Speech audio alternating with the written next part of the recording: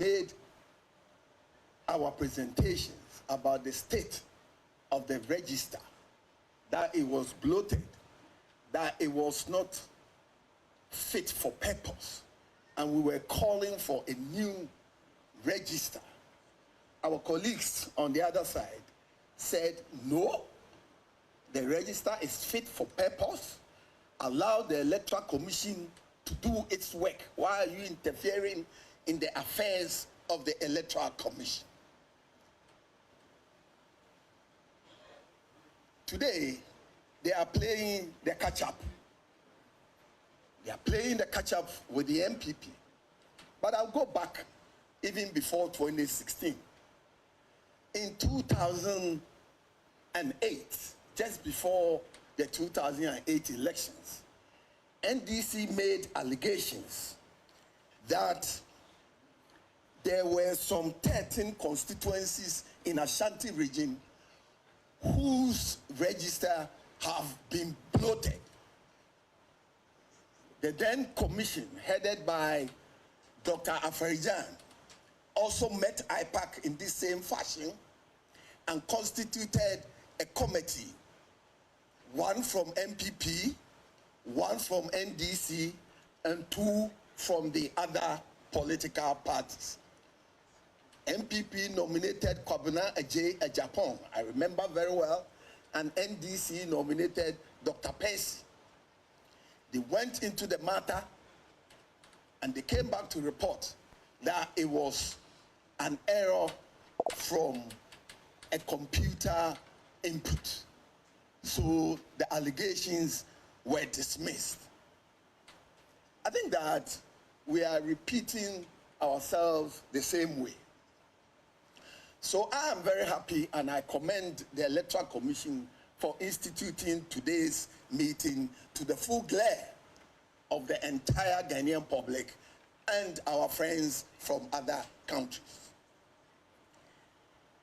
The call for audit, be it audit or forensic audit, is, and I'm repeating what the NDC said in 2015, in this same venue, that it is embedded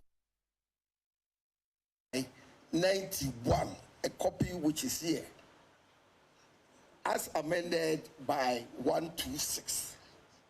That was what the presentation NDC made 9 years ago.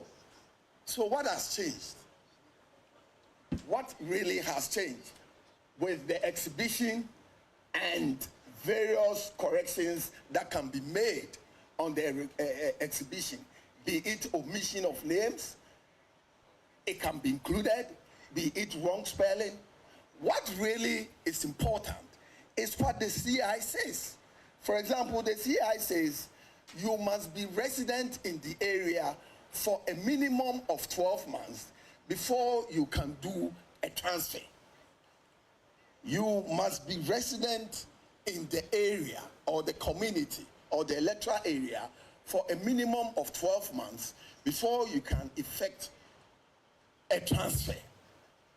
Only last week, in the Kumasi High Court, Magistrate Court, an NDC-sponsored transfers were sent packing to go to where they came from. In the Kumasi metropolis, a judge ruled that they were not resident in that area. So they are surreptitiously saying things, one thing, and doing the other, just to court the public support for an election they are going to lose. Don't be emotional. Don't be emotional. You must put your mind back to 2015 in this same area, how you treated the entire presentation we made.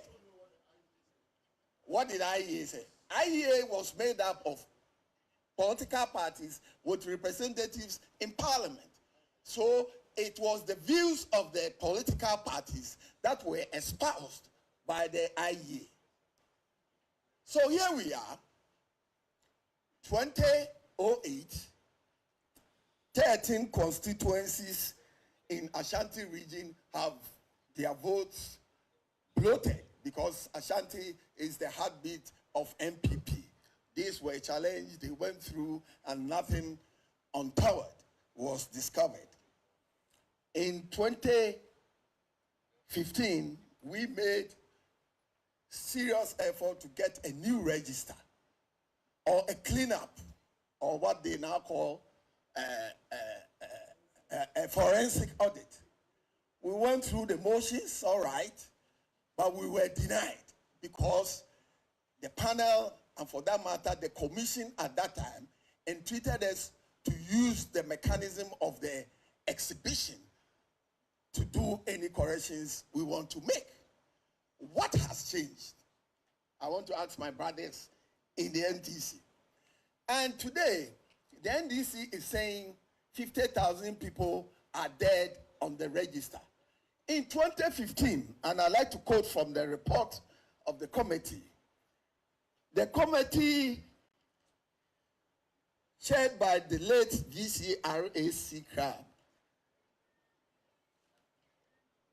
on page 14 of the report, stated that by 2016 elections, based on the reported number of registrants in 2012 and 2014, there were as many as 580,000 estimated number of voter deaths.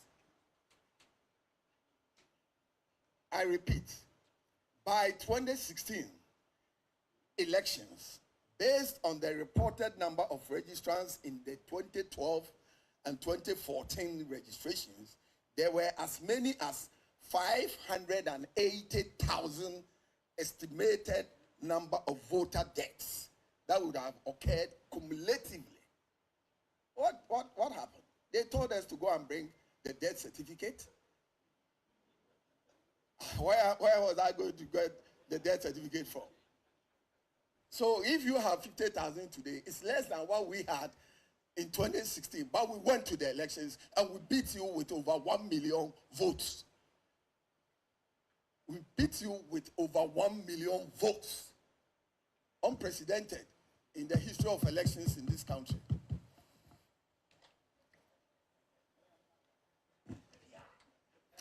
But Madam Chairperson, the committee at that time commended the New Patriotic Party must be commended for raising on the public platform the need for a credible voters register. This was in 2015, 9 years ago here. So you may be commended as well. You may be commended. We were commended at that time. So we commend you. But that's how far you can go, my friend. That is what you told me. That is what you told me. So the issues have been fixed. The IT director has said, and we followed it. And I'm telling you that we commend you the same way the committee then commended us. But you are trying to play the catch-up. So we will leave you to your fate. But you have 1,000 fraudulent votes that you try to transfer to Measure South, which you will have to go back and answer. So for us, we strongly believe that what the IT director and Madam Chairperson spoke about, the presentation, is very fair and is the best method prescribed by the law on how to deal with any exigencies in the voters register. I will leave it to my General Secretary to put a finishing touch to it. Thank you. Please, we'll give you 2 minutes. Just wrap up 2 minutes. Thank you. Madam Chair, members of the Commission, distinguished CSOs, members of the diplomatic corps, colleagues from other political parties. Just as my Director of Elections reiterated on this platform, as stakeholders in this year's elections, carrying from what APC presidential candidate said, it bestows on us, irrespective of our political device, to make sure that the peaceful country that we are enjoying remains same after December 7th. But Chair, not long ago, certain people were asked to hit the street to demonstrate against the Electoral Commission based on what they perceive to be discrepancies and an attempt to rig the election for the New Patriotic Party. Upon several calls from key stakeholders that if NDC indeed have legitimate concerns to raise, we even asked them to do a press conference, invite all of us, walk us through all the allegations that they are talking about. Today, as we speak, the NDC is yet to give those so-called allegations and discrepancies to the Electoral Commission. Let it be on record. And for me, I challenge them that all those allegations that they are making and how the Electoral Commission will be able to address the issue, they don't have any further allegations. If indeed they do have it, they should bring it forth for us to interrogate it and see whether the Electoral Commission has addressed it or not. It's not a question about having a leaking roof and mopping your floor. It's about the data, what you presented to the Electoral Commission. The whole people of Ghana want to see it. And that is the comment APC made, that even the request for forensic audit is needless at this point, because we are yet to see those allegations that you are talking about. And the Electoral Commission has said that they are going to furnish us with the cleanup that they have done. So, Madam Chair, we also want to know from you when we can have the revised exercise that you have done, so that we can also have another look. It is afterward that if there is a need for us to convey again, then the issues that you are talking about, we can even think about or even consider. But at this point, we are asking you, NDC, challenge the presentation by the Electoral Commission and let all of us know. We are asking you, based on 1, 2, 3 names, we are talking about 2.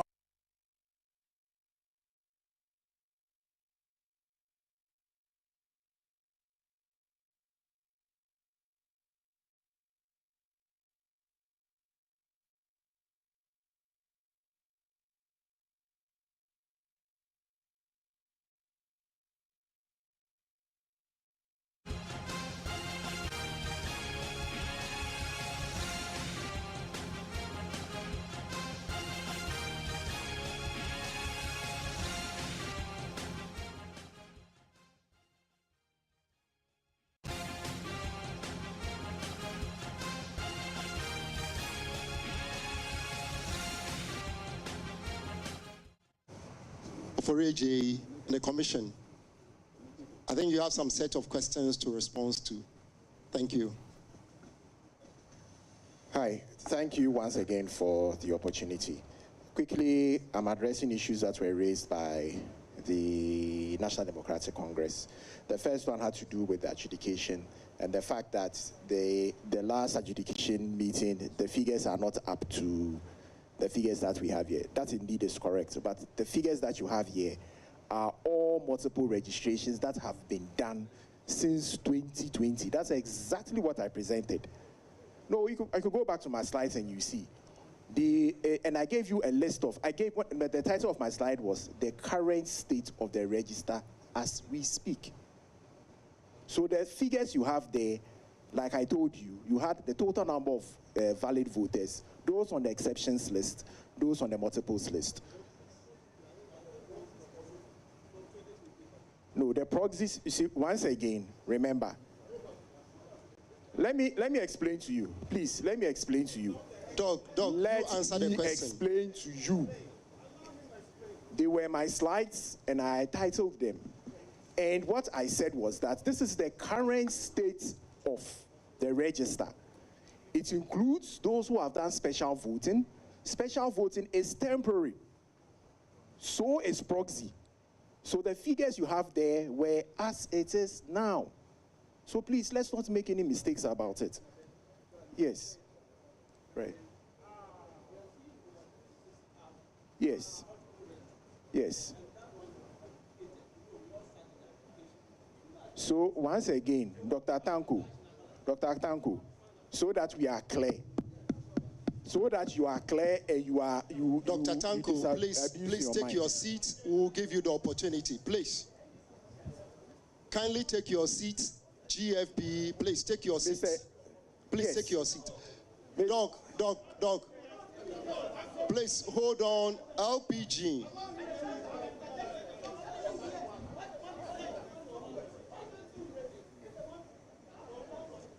Please, I retracted it.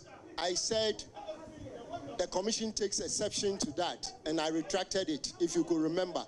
So please, GFP, please, take your seat.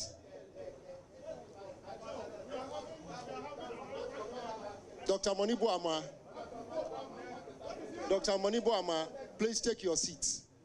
Take your seat. There's a forum for all of us. No, we'll come back. Please. LPG, please. Please, let's stop the banter and the interjections, please. Doctor. Please. I want to be emphatic about the presentation. Doc, respond to the question. That was done. The presentation and the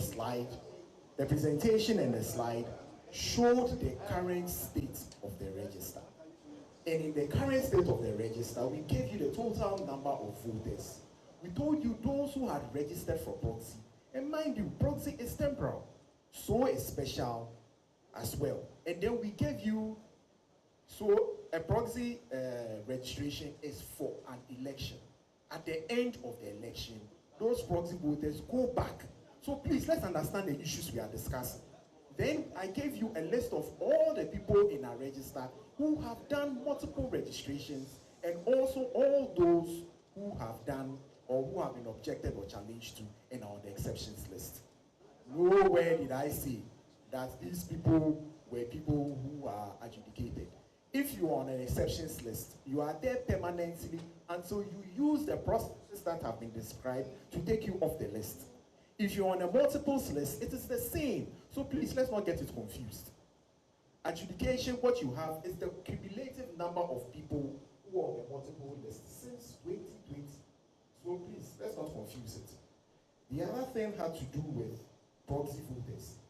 Proxy voters, we don't do biometric verification for proxy voters. So there's not a situation where some people are biometrically verified and some aren't. So please, let's clarify that. Then there was a question about credentials. You will all agree with me that a credential that you have for login, and login credentials can be changed by the individual. The credentials that you have for login are only secure for so long as you keep it to yourself. Remember, we are a human institution as well. You could very well give the password to your phone to your wife, and your wife can access your phone and do whatever it is that she wants to do. It's same with your kids. But in terms of an audit trail being in place, that audits every single minute interaction or transaction that occurs in the voter management system. It's all logged. To the minutest, if you change an O to a 0, it is logged. So we know exactly when it was done and by whom. But the security that we have is as good as how secure the person keeps those credentials. And we have even improved the system so that now you realize that some of our login credentials are actually biometric based, especially for the registration officials. So security has been built into it, and we have an audit trail. We know exactly who did what and at what time. Yes. The facial recognition, that said that we have spent so much, how come facial recognition is not there? So ladies and gentlemen, we all know that technology evolves. And technology is only suitable for the time that is able to deliver the solution you are looking for. At the time that we're implementing this in 2020, the facial recognition system was not matured. So it was giving us too many errors in terms of the liveliness check for that particular subset of the solution. It meant that people we might be getting errors in terms of the authentication and would hamper the process. So what did we do? We decided that at that point in time, the technology was not matured enough to do what it was supposed to have done. We have been in constant contact with the manufacturers of the ABIS system to improve it. And fortunately, it's been done. That is not to say that, for example, the same system we use for the liveliness check is able to detect of a person or presume the age of the person. 50, but anytime is this a system you want to rely on? And every time you deploy technology, it must be appropriate for the time and the setting. At that time, that technology was not right. And the makers of the solution said that they needed tons and tons of data to train the artificial intelligence that is behind doing a liveliness check. So at that point in time, it wasn't appropriate. But fortunately, 4 years down the line, that technology has been improved. And therefore, we've implemented it. And we'll use it going forward. About Ernesto Fori.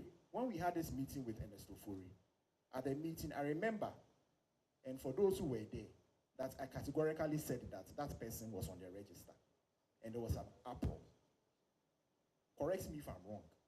Yes, I categorically, when you mentioned it and I asked you for the ID number, I told you that that gentleman is on the register and he's valid and his transfer is correct. And there was an uproar. Having said that, we realized that you had a methodology for producing your data.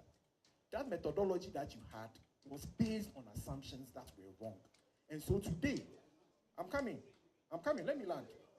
I'm coming. So today, even if you use your online system, there are people who, when you check their system, tells them that they are in some other place where they are not supposed to be.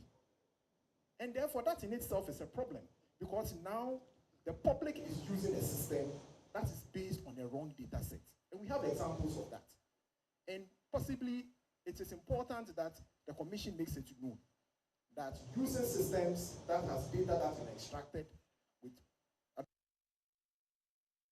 the truth of the matter is that that's what it is. You tend getting wrong information from using that system. And we encourage everybody to use the system that has been developed by the Electoral Commission to verify their voter details. Now, the question about reversals. Remember I said every transaction is tracked, including the transfers. So we know exactly where you are coming from. If you've done one, even from 2020, if you give me a voter ID, I'll be able to tell you exactly where the person has moved from. From registration to transfer, if you did special voting, it is all documented. And so it's very easy for us to reverse transfers when we want to. It's not a problem at all. Now, the last question that was asked was the example that is Yaira, right? Yaira? Yes. Asked about voter ID numbers, somebody having a different voter ID numbers. Yes, that indeed did happen. It did happen in 2020 because once again, we're doing offline registration. Now, offline registration, what it meant was that there were some of the systems that were issuing the same ID numbers. This occurred in 2020. Since 2020, 2022, 2023, 2024, we've not had any such occurrences, all right? But in the past, when we're doing the offline registration, there were instances where some of the IDs overlapped, and I think this was well documented. And when it happened, those people who had the duplicating of with new IDs, because obviously we saw the conflicts, and so those conflicts were fixed. So I don't know which case you are referring to, and once again, if you share the information, we'll go into it and we'll find it. We are open to correcting any issues that may arise, and it is important for us to understand that.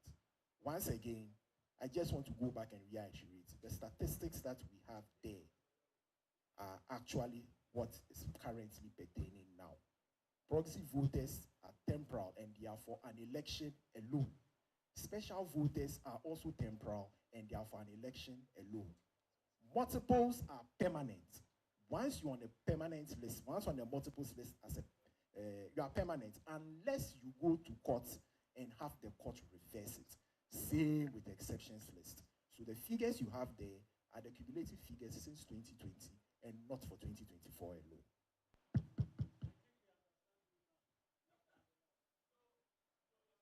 Please. PNC, please take your seat. Please take your seat. We'll come back to that. Please take your seat. I think there was a question by Google.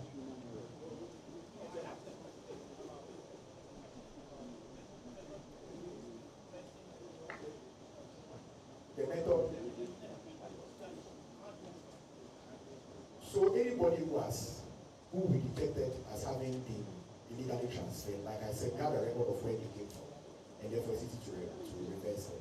Okay. What Madam Chair mentioned is that, and what I also did was that, as this has happened, we are actually in a process of auditing all the transfers that have been done. And I even alluded to it, that we are using the physical paper records and comparing it with the data that we have.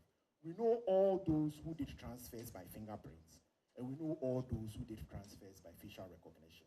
And we are trying to find the people who may have spoofed the system and bring them all out. I don't make the algorithm. The people who made the ABIS are applying that. Pardon?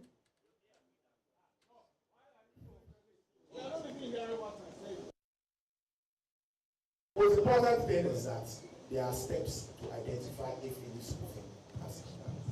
Thank you very much. And the algorithm is a proprietary algorithm. We don't know. The manual voters.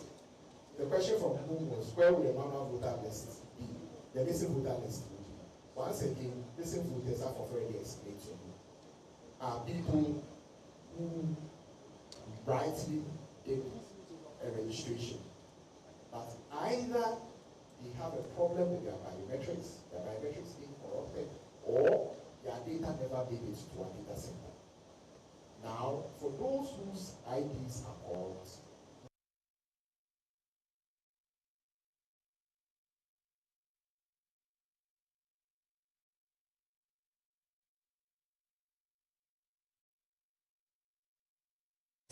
the district officers who are on the ground.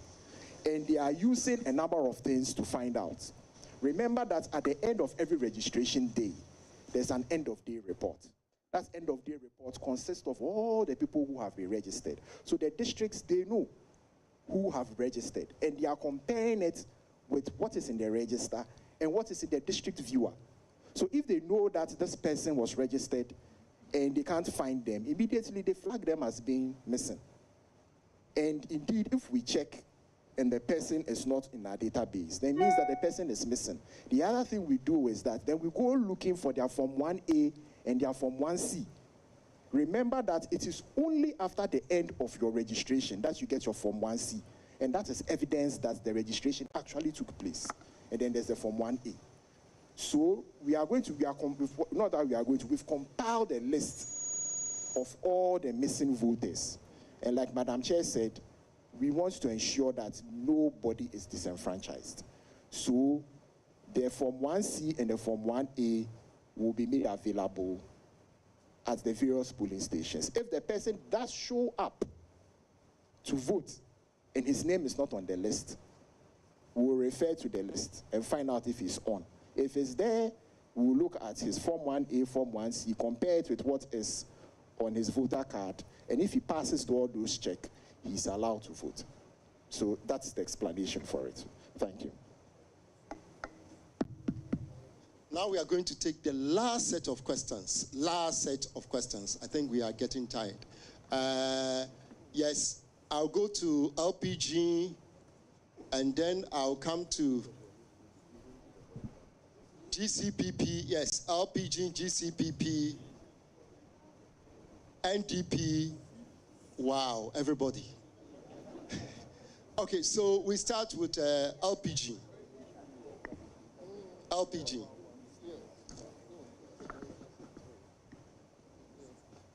Please, this time around, we're going to give you 2 minutes. No. 2 minutes. My brother, don't bring that. My name is Kofi Akpalu, the next president of Ghana. I want to take this opportunity on behalf of all the other parties to commend the NDC. They have done the yeoman's job for taking time to go through the register, to be able to identify 50,000 people, 50,000 dead persons. It's not a joke. Then, Dr. Boma, well done. And 50,000, when you divide it by 18.7 million, it will give you 0.002. And this is not even up to 0.01%. So in auditing, this will be classified as immaterial. So no auditor will spend time to work on that because it's immaterial. So those who are calling for forensic audit, at this point in time, it casts my mind back to 2016, when what is that judge's name? The judge that we met at Alisa, 20, VCWWQRC crap. Yes, VCRAC crap. VC crap, yes, okay. He said something, and I want to bring all our minds to it, that we had no time to waste. So from now to 7th December, it's 65 days or 67 days. When are we going to do this forensic audit? 276 constituencies, 40,000 polling stations, 18 million registered voters. Who is going to do the auditing in less than 60 days? So NDC, please stop this request because it's not going to help anybody. And mind you, this is a biometric register. No dead person can come out from her grave or his grave to come and vote. So if there's a dead person on the register, what is it going to do to affect your resource? So please, this one is non-starter. You shouldn't have even sent that request here. You have wasted everybody's time. So, EC too need to be commended for the work that they did this morning by presenting this to us. This has demonstrated that EC is up to the task. They know what they are doing, and everybody must commend the EC. And I'm not going to accept that human error institution or whatsoever, because we all know some political parties in this country have been registering minors and foreigners who are not supposed to be on the register. And they have transferred a lot of people from places where they have no business to go and register to elect members of parliament. After doing this, then they turn around and come and tell us that the voter register is compromised. This register is not compromised. Thank you, and God bless you.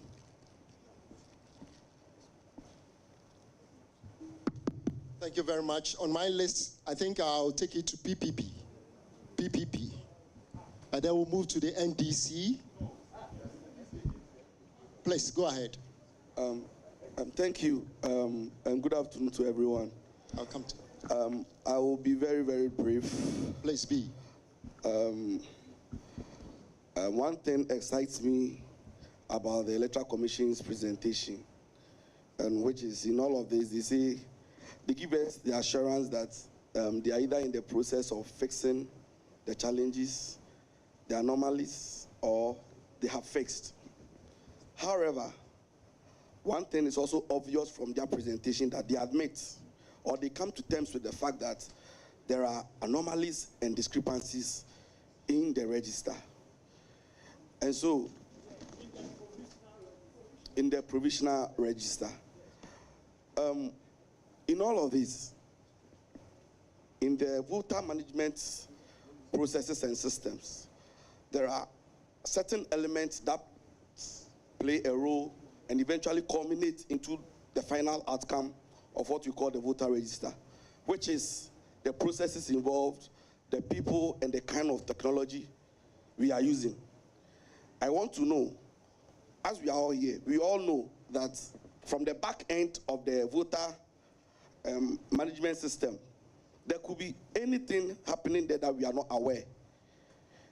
Just as the IT director said that certain things are happening and they could happen again.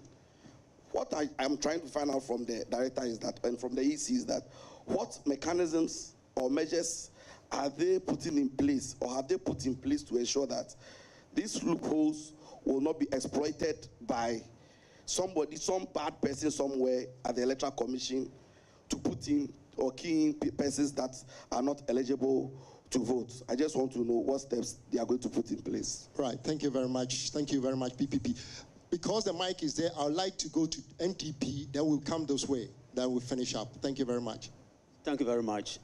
Quickly, from the proceedings so far, I think we are making fetish of the management of the IT system, even though the IT manager has explicitly explained to us, most of the observations that the NDC made. Please, don't let us take our attention away from the regulations that are provided in the CI. It is very, very important. After all, it's the CI that gives direction to how maybe the IT system, should find out whether there's any fault or how to solve a challenge and so on and so forth. Please, the whole electoral process is rule-based procedure. And the EC itself is a creation of the law. The most important thing is that they are the very nerve center of our multi-party democracy. And the way we carry out, the IT system and challenge it into the extent of calling for a forensic audit or whatever, probably is not the route to go. That would not help us in any way. The point is that if you look at the regulations, as they are stated, there's nowhere, where it brings out or states that at least there should be something forensic. I think it is very clear. If you take the voter, the exhibition to the provisional voter register up to the certified, the procedures there corrects everything. So consider the problem of the NDC as somebody, the analogy that I give them is somebody who has maybe a spiritual malady rather than a physical malady. The problem is that, you see, we are all obsessed at this time, of the year going into an election to think that if we don't do A, B, C, probably we might not, win or something like that. But the problem is that everything is rule-based.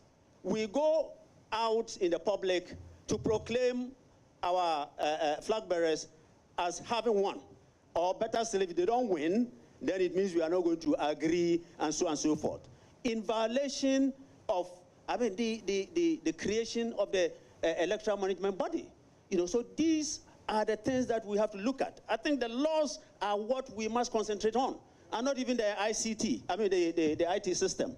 If we want to dwell on the IT management system, I think we will not have any solution out of the problem that they have asked. So it's very, very important that, please, let us look at the CI, and see how we can apply ourselves, to the CI for the resolution of the problems that we have. Everything that you have said here can be, found in the regulations that the CI produces. And that is very, very important. Let us respect the regulations. Otherwise, we'll not get out of this mess. Thank you very much. Please, we move it to GCPP. GCPP. Thank you very much. My name is Citizen Atudazi, the General Secretary for GCPP. I think today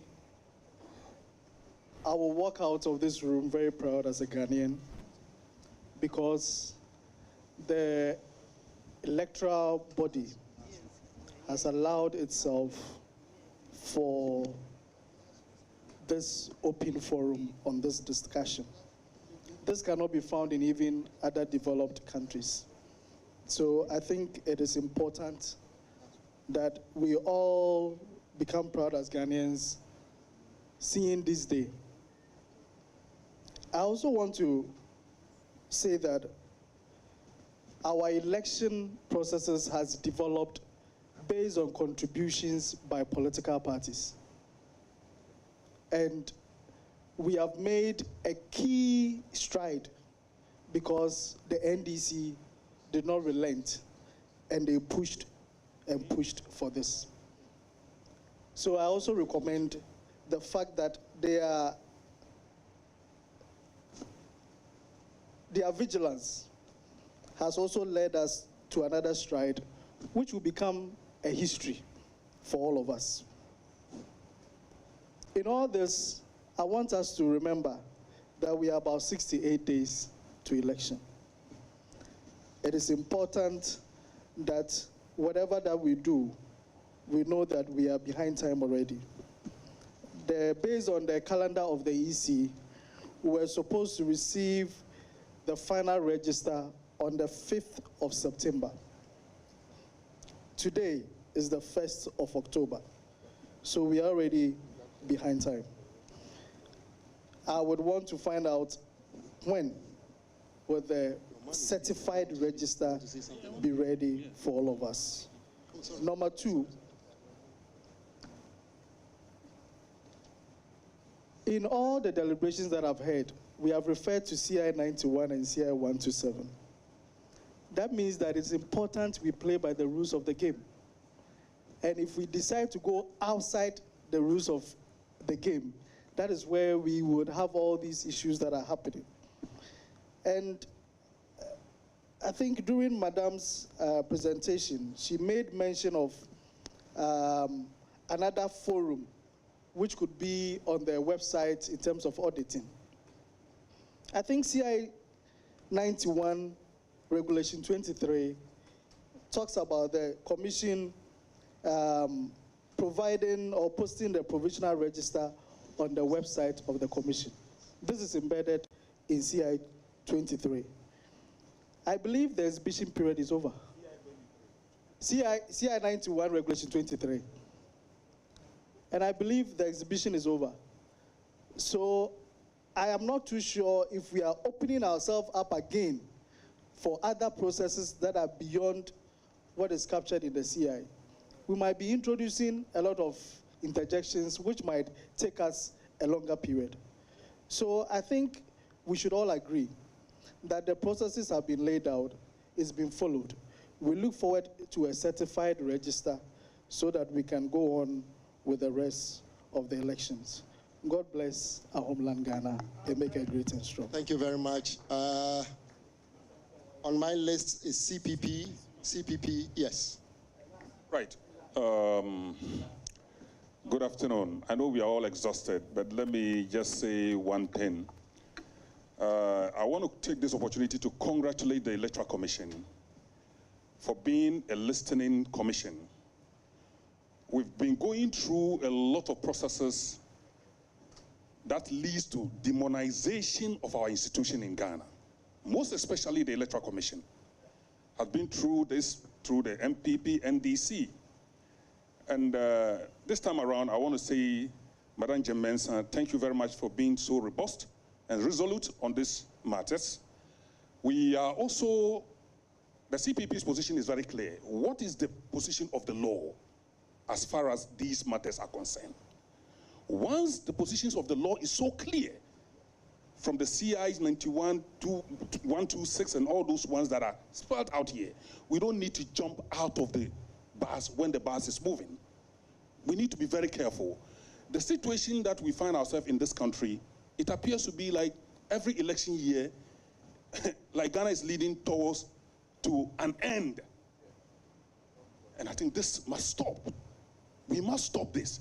And also, I would also like to say this to the NDC, that they should take out propaganda out of every argument that they raise.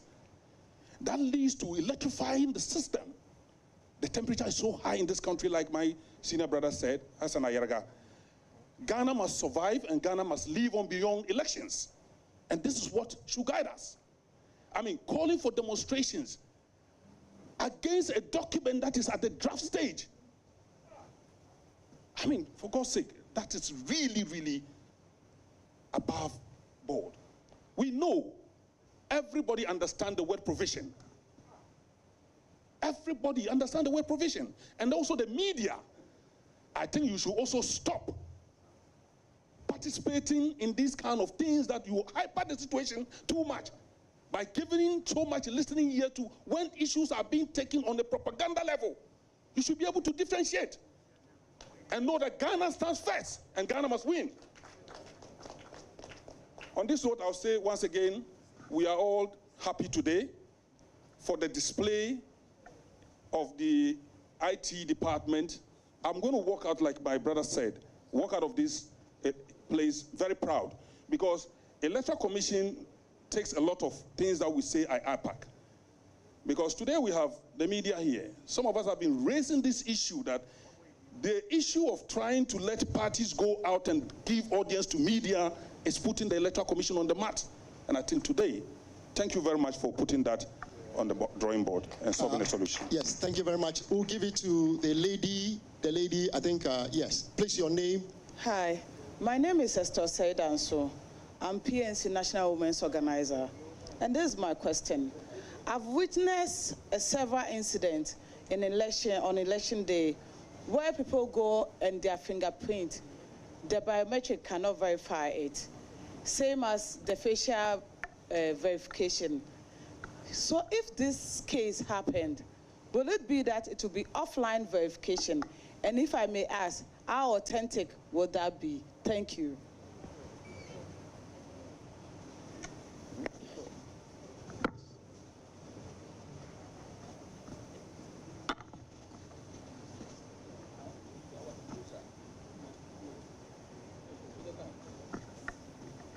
Please, Tanku, Dr. Tanku. Dr. Tanku, please, Dr. Tanku. Dr. Tanku, please. We are giving one slot to you. One slot to you. You raise your hand and then I wrote your name against it. Please, 2 minutes.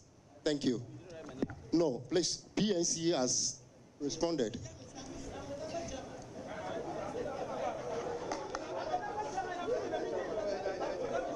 Please, Mr. Dr. Munufie, please go ahead.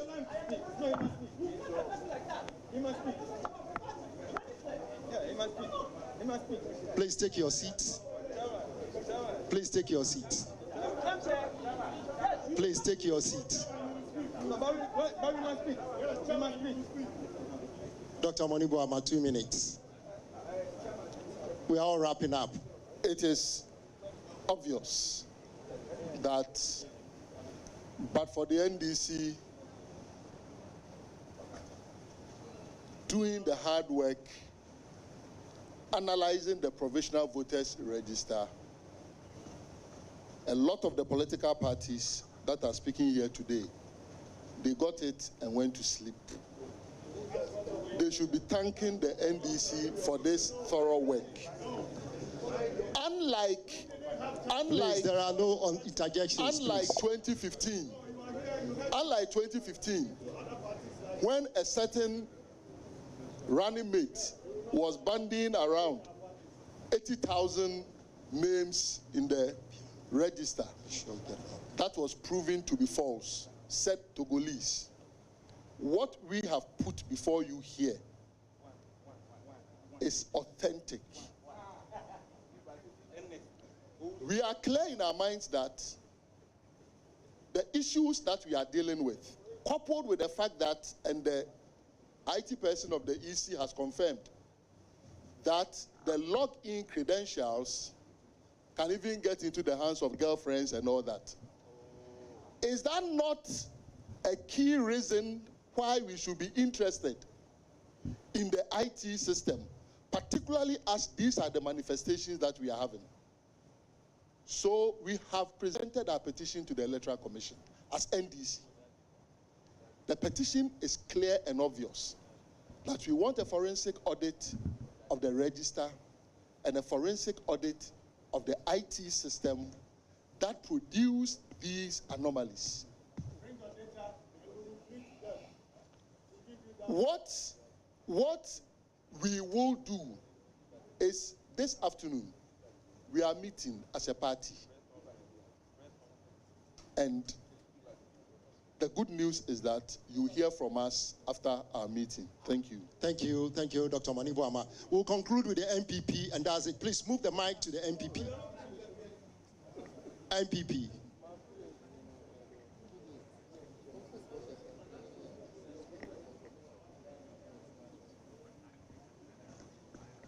Hello.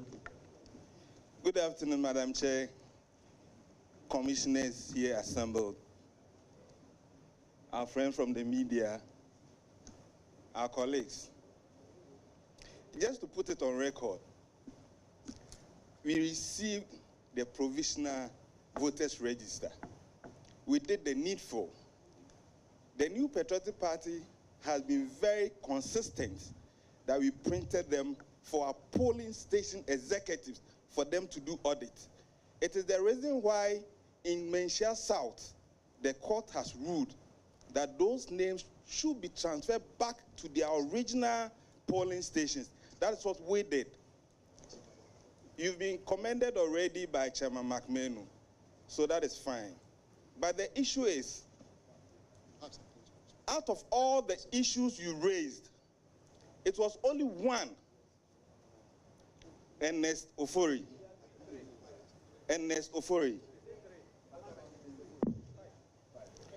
Of all the issues, the categories you raised, and the numbers involved, 284,000 transferred, 15,000 transferred, 50,000 dead people, it was only one. So please, I think today, the data has said it all. The data has said it all, to the extent that your methodology has questions. I think that for the commendations you've gotten here, you should be humbled enough to review your methodology so that you will not raise issues that do not have basis to be a focal point to cause a certain mayhem in this country. Madam Chair, I heard you in your opening remarks that there are about 40,000 plus polling stations. We want to have specific numbers so that it will help with our planning arrangement towards the D-Day. I also want to bring this to the attention of the IT, that you should still be mindful of people trying to get access into your system so they will hack it. Be mindful of that. Madam Chair, we've observed elections in some other countries. We've been to Kenya, we've been to Nigeria, and few days to elections, these are some of the issues. So I'm happy that today we've had this session, expanded IPAC that is being beamed live for Ghanaians to watch, so we'll be able to compare. I don't think using certain platforms to make issues with that basis should be the order of the day. If not, it doesn't help our cause. And I think for all of us here, we want to have a peaceful elections. And the New Patriotic Party, McMahon said it, from 2008, have been championing for credible elections and register. We will not run away from that. But let it be put on record that as much as we support the call for credible register, doesn't mean that we will run away from the CI 126 as amended and 127. We will continue to go by it and will not be detracted by the NDC. Madam Chair, in 2020 elections, in 2 polling stations, one in Ewutu Senior West, one in Boko Central, the EC staff responsible for ballot issuing. For the fact that our presidential candidate then, Nana Addo Dankwa Akufo-Addo, was on the number 1 on the ballot, was torn off. He was torn off. So the ballot papers that were issued did not have him on the ballot. Thankfully, you issue a statement questioning all officers that any ballot that do not have all the 12 candidates on it must be deemed to be invalid and rejected. We want it to be put on record. By God's grace, the New Patriotic Party's presidential candidate is number 1 on the ballot. We don't know what has happened to those people who committed such crime. We don't know. But the New Patriotic Party will not take it anymore. We want everybody serving Ghana at any level to be truthful to himself or herself. The New Patriotic Party will always support.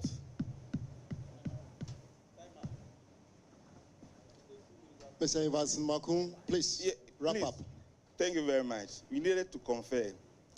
Madam Chair, so we went through also the presidential process, so we know those who are in the contest. Notwithstanding the call from Chairman Asaki, we'll still know. But I want to find out, in terms of the parliamentary, when are we getting the report on those who will be on the parliamentary ballot? And also to add to what my General Secretary said, Madam Chair, we want to find out when we can bring our hard drive to pick the corrected provisional voters register. Thank you very much. Thank you. Thank you very much. On this note, I will give the floor to Dr. Yaufori Eje to respond to some of the issues. Thank you. Okay. So I'm addressing a few issues that came up from the last submissions that were made. The first one had to do with the back-end system and what sort of access control we have in place. Ladies and gentlemen, please be rest assured that the Commission operates a zero-trust policy. And therefore, by default, we don't trust anybody. Let me finish. By default, we don't trust anybody. And what that means is that all our logins are authenticated, and we encourage and strive and implement and ensure that after a period of time, logins are changed. So we don't trust, and that's a zero trust policy. So there's visibility in terms of whatever anybody does. And so we know exactly who has done what and at what time. That is the only way we'll be able to safeguard the data. And everybody is aware that if you do something, we would know. So back-end systems even have zero trust policy throughout. The question was asked about what happens if facial fails, if fingerprint fails and facial fails. So the sequence of events is this. First, you are verified by your biometrics. We all know that over a period of time, your biometric fingerprints degrade, especially for people who do hard labor, like farmers and laborers. So it's very possible that we will not be able to authenticate you biometrically using your fingerprints. Then we move to facial. If facial too does not work, then there's the manual verification process, which is well published and established and will be used. I'd like to take this opportunity once again to reassure everybody here that the systems that we have put in place have been deliberately designed to make it secure. So for instance, it's been said that biometric voter registration kits have gone missing or have been stolen. That in itself is not accurate. It is the laptop that is in the kit that has been taken away. It is important for us to realize that the laptop on its own can do nothing. It can't, because, hang on. It's important that we do this because it speaks to the heart of the security systems that we have, okay? There's a process that allows a machine to connect to the system. And for every registration exercise that we do, we undertake a deliberate process of enrolling which machine can connect to what, and even which machine can issue which sets of ID numbers. So, even if a machine is taken away, remember that we've got these processes that we use to enroll the machines. And so somebody may take a machine, but that machine is as useless as it is. It can't connect to the system to do anything. So rest assured, the system is secured, and we are continuously improving the security that we have as technology evolves. And that would be my last comment.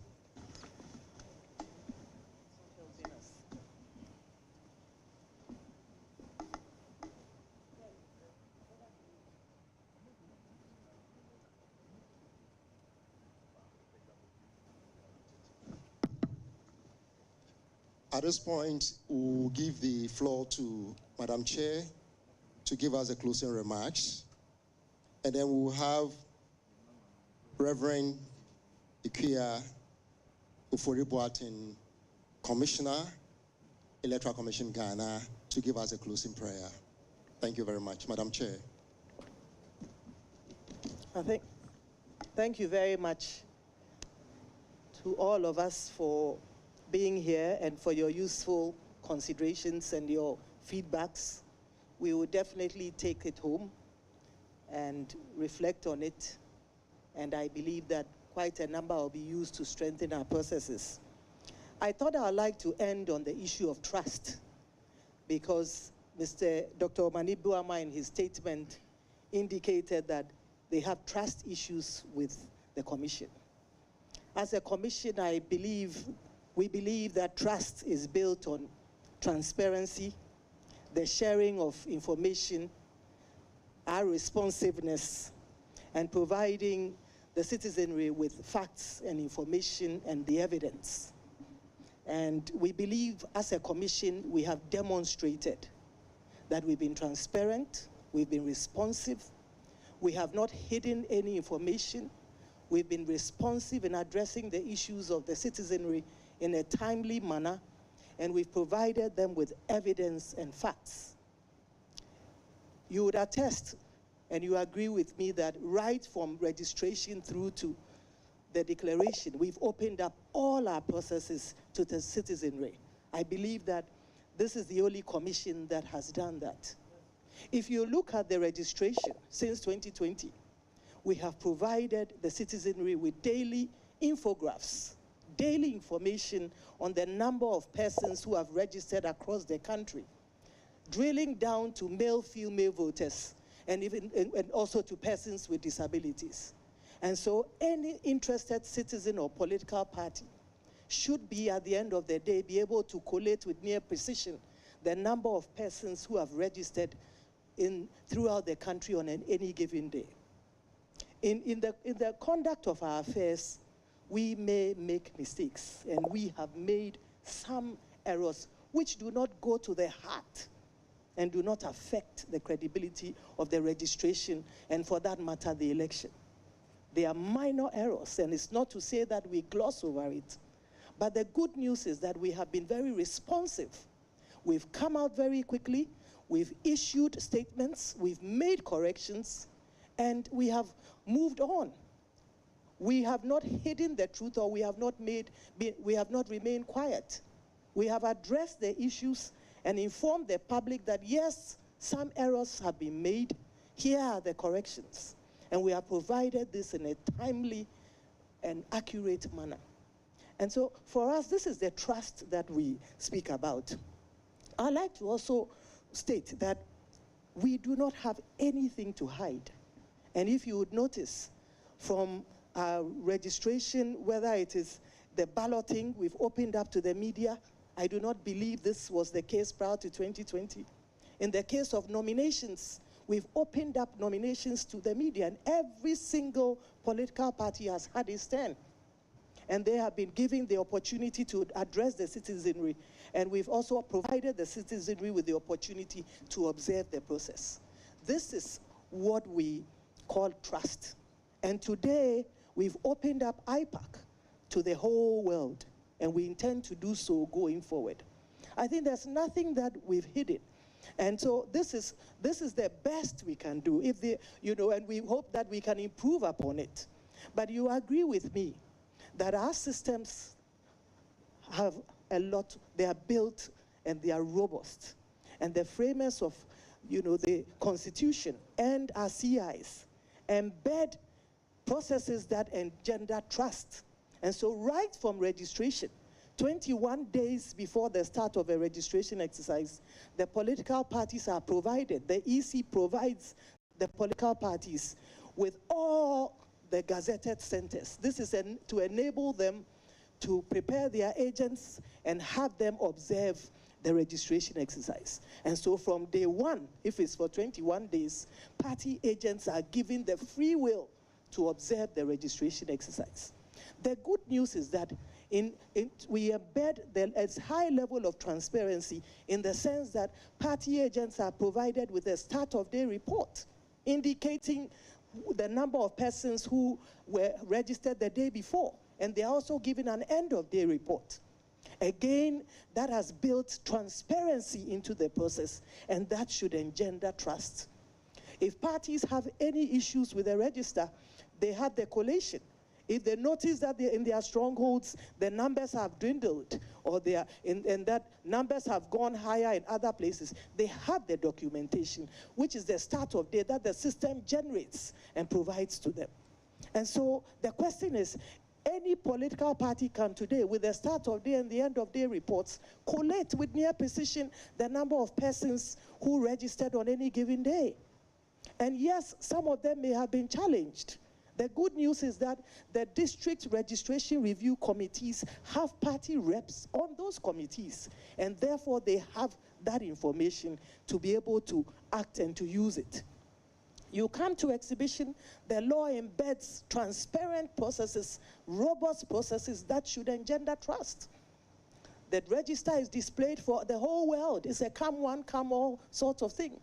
And everybody can go to the registration center and view it. And if you have an issue, you have every right to raise it and have it corrected. And that is the process that is in place, and it works.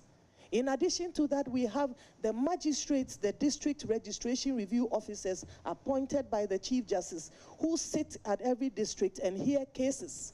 Persons who are aggrieved, persons who have issues with the register are provided an opportunity to present these cases, and they are heard in a transparent manner, and rulings are given in writing.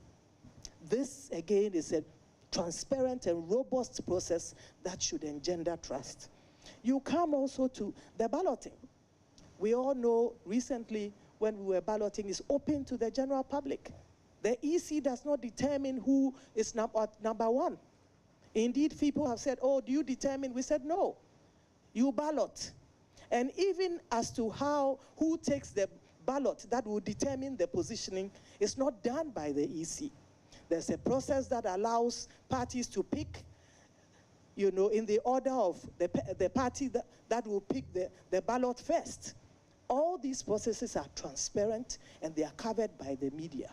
I believe that this should engender trust. You come again to nominations, as I said. It was an open process. There was fairness. Committees were set up, and there are reports that have been provided based on the committee's work. The process is transparent. A few have taken us to court, and we will prove to the citizenry and the people of Ghana that the process is transparent, is fair. The EC has nothing to hide, and it has no intention to stop anybody's presidential ambitions. You then come to the printing of ballots. Ghana is one of the few countries in Africa that prints its ballots in-house.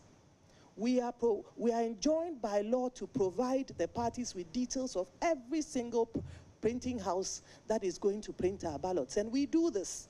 And so from day one to the end, in fact, in some cases, even after the election, the parties are within the printing houses. They are monitoring their ballots. We provide them with the serial numbers of the ballots so they know that there's a range for each region. And therefore, if you go to a region and there's a ballot that is out of the range, you should be able to raise questions. This is the transparency of the process. They remain in the printing houses 24/7. Until the ballots are packaged. And to add to it, when the ballots are packaged, the Electoral Commission puts its seal on the ballot, and so do the parties. They then accompany the commission and the police to the police armories where the ballots are kept. And there also, the parties had their agents waiting to receive these ballots, and they remain there until election day. We know how it works on election day, that the ballot boxes are opened for all to see. Unlike countries in Africa where the voting is done inside in a building, ours is done in the full glare of the public, and any interested citizen can sit and observe the process from 7 a.m. to, is it 5 p.m., if they so wish. Prior to being at the Electoral Commission, I used to do that, to go and visit many polling stations, and nobody stopped us from standing decently and observing the process. And you could do that all day if you so wish. But we know that the way it is done, the ballot boxes are open for all to see before the start of the registration. And at the end of the process, in the full glare of the public and the agents of the parties who are present, the ballots are poured onto the table, they are separated and sorted out, and they are counted in the full glare of the public and the party agents. They have a right to demand a recount twice. And if they are satisfied with it, they append their signatures. Where they are not satisfied, they state the reasons for their dissatisfaction. We then go to the constituency collation centers, and the same process happens there. We go to the regional collation centers, the same process happens there. All of these collation centers have the agents of the party who verify the processes, who inspect and make sure that everything is accurate, and who append their signatures. Of course,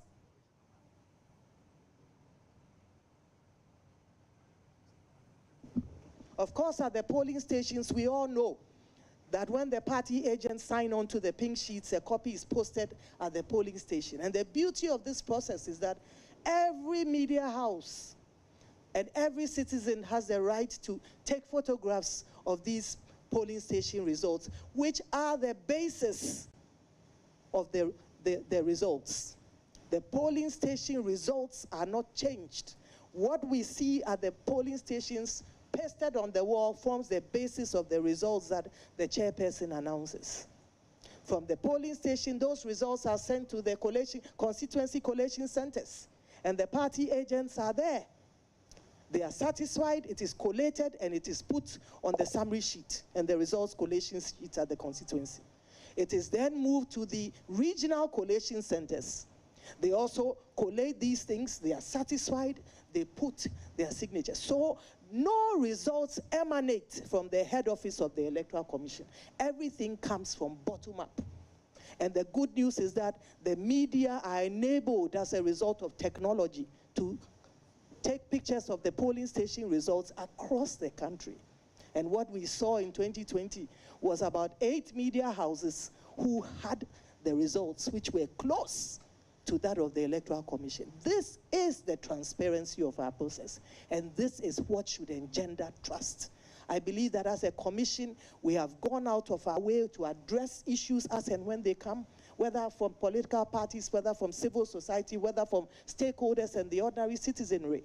We've addressed them at a forum that we instituted in 2020, the Let the Citizen Know Forum.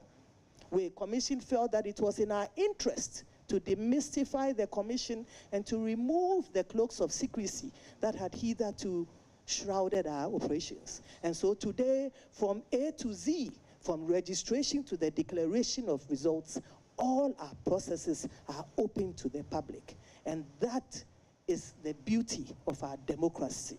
And that indeed should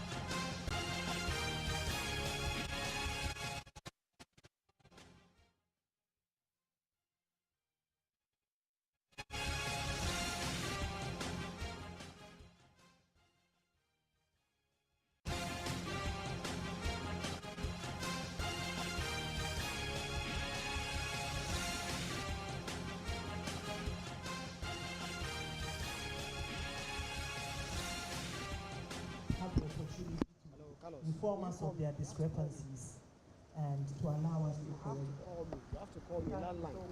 God bless our homeland Ghana and make our nation great and strong. I also like to thank our development partners and our CSOs. We couldn't have come this far without you. Your input, your feedback, regular input and feedback has been very useful to us. Well, it has helped to strengthen our